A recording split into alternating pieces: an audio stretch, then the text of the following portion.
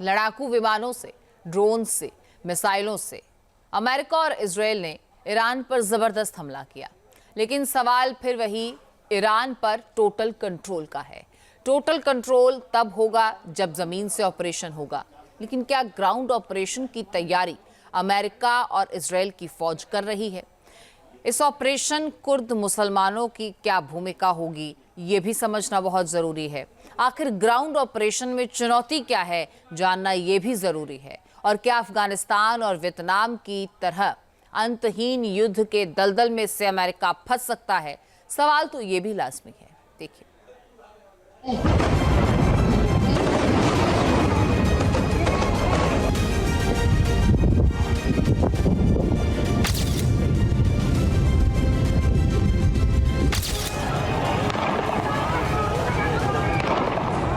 क्या ईरान में कुछ बड़ा होने वाला है? मिसाइल और हवाई हमलों के बाद क्या अगले चरण की तैयारी है?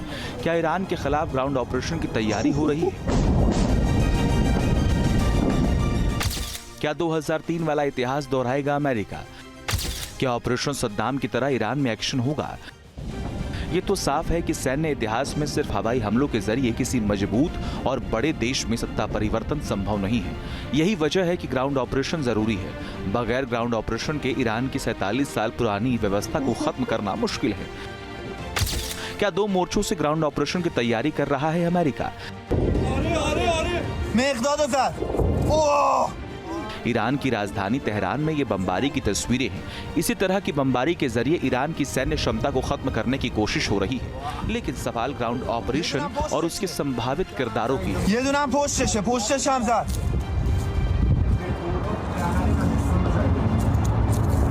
क्या ईरान में सत्ता परिवर्तन के लिए कुर्द समुदाय अपनी कुर्बानी देगा? ईरान अमेरिका इजराइल जंग के बीच कुर्द समूह की काफी चर्चा हो रही है। ईरान में हमेशा से कुर्द शासन के खिलाफ विद्रोह करते रहे हैं। इसके अलावा कुर्द लड़ाकों ने कई मौकों पर जमीनी लड़ाई में अमेरिका का साथ दिया है, चाहे वो इराक में सद्दाम हुसैन के खिलाफ लड़ाई हो, या फिर ISIS विरुद्ध मोर्चा संभालना हो, या फिर ईरान में इस्लामिक शासन का विरोध। कुर्द हमेशा से आगे रहे हैं। मैप के जरिए मिडिल ईस्ट में कुर्द आबादी को समझने की कोशिश करें।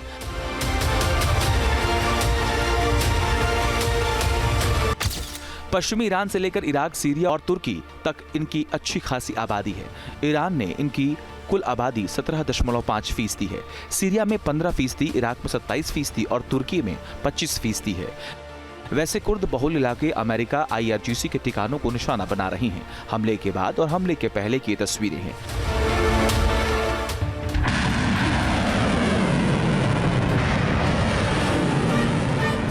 ईरान की तरफ से भी कुर्दों के संभावित खतरे वाले इलाकों को टारगेट किया जा रहा है। इराक में कुर्दों के ठिकानों पर IRGC का हमला हुआ है।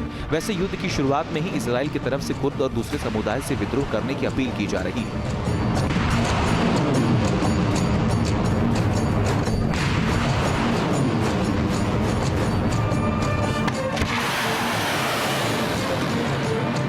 ग्राउंड ऑपरेशन की खबरों के बीच ईरान के पड़ोसी देश अजरबैजान की खूब चर्चा हो रही है। अजरबैजान में ड्रोन अटैक हुआ और इससे जंग का दायरा बढ़ने की आशंका जताई जा रही है। क्या अजरबैजान के रास्ते ईरान पर हमला हो सकता है? ड्रोन हमले के बाद अजरबैजान की तरफ से हमले की धमकी दी गई। वैसे अजरबैजान की सेना ईरान के सामने तो कहीं नहीं टिकती। ग्लोबल फायर पावर इंडेक्स यानी GFP 2026 के आंकड़ों से साफ है, अजरबैजान की सेना ईरान से काफी कमजोर है। ईरान टॉप 20 में है, अजरबैजान 60वें स्थान पर है। लेकिन अगर अमेरिका और इजराइल का साथ मिले तो तस्वीर बदल सकती है। सबसे बड़ा सवाल ट्रंप का है।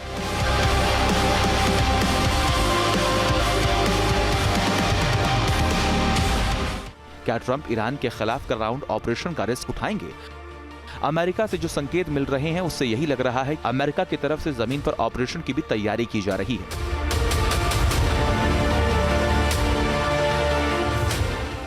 अमेरिका की 82वीं एयरबोर्न डिवीजन की ट्रेनिंग रद्द कर दी गई है। दुनिया की सबसे प्रमुख एलीट पैराशूट इकाइयों में से एक है, जो 18 घंटे के भीतर दुनिया में कहीं भी तैनात होने में सक्षम है। लेकिन अमेरिका के लिए चिंता की बात यह है कि ग्राउंड ऑपरेशन आसान नहीं है।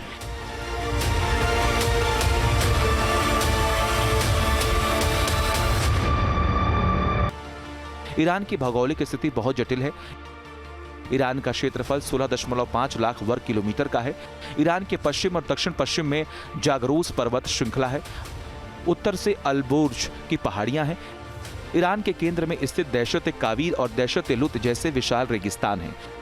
एक अनुमान के मुताबिक यहां कब्जा करने के लिए अमेरिका को 15 लाख से 22 लाख सैनिकों की फौज उतारनी पड़ेगी। यह संख्या वियतनाम युद्ध में शामिल सैनिकों से कहीं ज्यादा है। 2003 में पड़ोसी देश इराक में अमेरिकी सेना ने ग्राउंड ऑपरेशन चलाया था। 7 साल तक अमेरिकी सेना को जमीनी संघर्ष झेलना पड़ा था। इराक में संघर्ष के दौरान अमेरिका के 4,500 से ज्यादा सैनिक मारे गए थे और 32,000 घायल हुए थे। लिहाजा इस बार की चुनौती बहुत बड़ी है। अमेरिकी एक्सपर्ट्स को डर है कि कहीं ईरान का संघर्ष वियतनाम, अफगानिस्तान और इराक जैसे अंतहीन संघर्ष में तब्दील ना हो जाए। उन्होंने ईरान की क्षमता को अंडर एस्टिमेट किया और अपनी काबिलियत को ओवर एस्टिमेट किया। ईरान वेनेजुएला नहीं है। ईरान के पास ज़बरदस्त आर्सेनल है, कामिकाज़े ड्रोन्स हैं और अपने ही बनाए हुए मिसाइल्स हैं और उनका ज़बरदस्त इस्तेमाल कर रहा है। और दूसरा, उनका जो स्टेइंग पावर है वो बहुत ज़बरदस्त है। पहले उनको लगता था कि 3-4 दिन में या 7-8 दिन में 10 दिन में लड़ाई ख़त्म हो जाएगी। अभी ट्रम्प खुद कह रहे हैं कि लड़ाई कम से कम 4 से 5 हफ्ते चलेगी और इजराइल के नेतन्याहू कह रहे हैं ये लड़ाई सालों भर नहीं चलेगी। या अगर आप देखो, छोटे से गाज़ा के ऊपर, हमास के ऊपर कब्जा करने के लिए, उनको बर्बाद करने के लिए 2 साल से ज़्यादा लग गए, तभी भी उनके टनल्स वगैरह पूरी तरह से बर्बाद नहीं हुए। ईरान तो बहुत बड़ा है, उससे कम से कम 1000 गुना ज़्यादा बड़ा है और उनको अगर लगता है कि ईरान को नष्ट कर पाएंगे, ये उनकी भूल है। अमेरिका के लिए चिंता की बात यह है कि इजराइल भी छोटा मुल्क है और उसकी पैदल सेना भी ज्यादा नहीं है। सबसे बड़ी बात यह है कि इस संघर्ष में ब्रिटेन जैसा नाटो सहयोगी भी सीधे तौर पर शामिल नहीं है। लिहाजा ग्राउंड ऑपरेशन का रिस्क बहुत बड़ा हो सकता है। Team news nation.